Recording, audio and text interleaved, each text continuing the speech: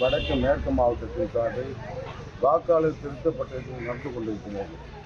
அந்த வாக்காளர் திருத்தப்பட்டதில் எங்கள் மாவட்டத்தை பொறுத்தவரையில் கொளத்தூரில் ஒரு 30,000 வாக்குகள் 238 பாகத்தில் 30,000 வாக்குகள் போலி வாக்குகள் இருக்குது. அதற்கு நீங்கள் ஆதாரம் எப்படி சொல்றீங்கன்னா பாகம் 157 வந்து நிறைய போலி வாக்காளர்கள் சொல்லிட்டு கம்ப்ளைண்ட் வந்து அதில் நாங்கள் எங்கள் பிஎல்எட்டு வச்சு விசாரணை பண்ணுறது ஓட்டு 1407 ஓட்டு வந்து ஃபார்ம் கொடுக்குறாங்க. அதில் இன்ன வரைக்கும் டிஸ்ட்ரிபியூட் பண்ணது 528, பேலன்ஸு 879. அதில் அவங்க என்ன கேட்குறாங்க, பிஎல் கவர்மெண்ட் கேட்கும்போது டெப்த்து 30 தான்றாங்க. டூப்ளிகேட்டு 3 பேர், ஒரு நபருக்கு 3 பேருங்க, 2 ஓட்டு தான் அதில் இருக்குது, 2 ஓட்டு டபுள் என்ட்ரிங்க. அதே மாதிரி ஷிஃப்ட்டு 100 ஓட்டு கூட தான் இது வரைக்கும் செக் பண்ணுவாங்க.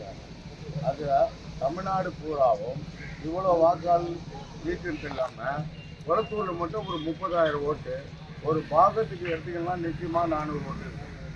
அப்படி 238 பாகத்துலையும் 25,000 ஓட்டு போலி வாக்காளர் வச்சுருந்தா இந்த 2 முறையும் ஒரு கொளத்தூரில் ஜெயித்தார். இதை நீங்கள் முறைப்படி நீக்கணும். அதே மாதிரி இப்போ இருக்கிற திருத்தல் பட்டியல் எங்கள் பொதுச் செயலாளர் எடப்பாடி பொறுத்தவரையும் நல்ல கரெக்டாக நடக்குதுன்னு சொல்கிறாங்க. ஆனால் இவங்க என்ன பண்ணுறாங்க, அதை எதிர்த்து பரியலும் போராட்டமும் பண்ணுறாங்க. இது சட்டத்துக்கு விரோதமானது.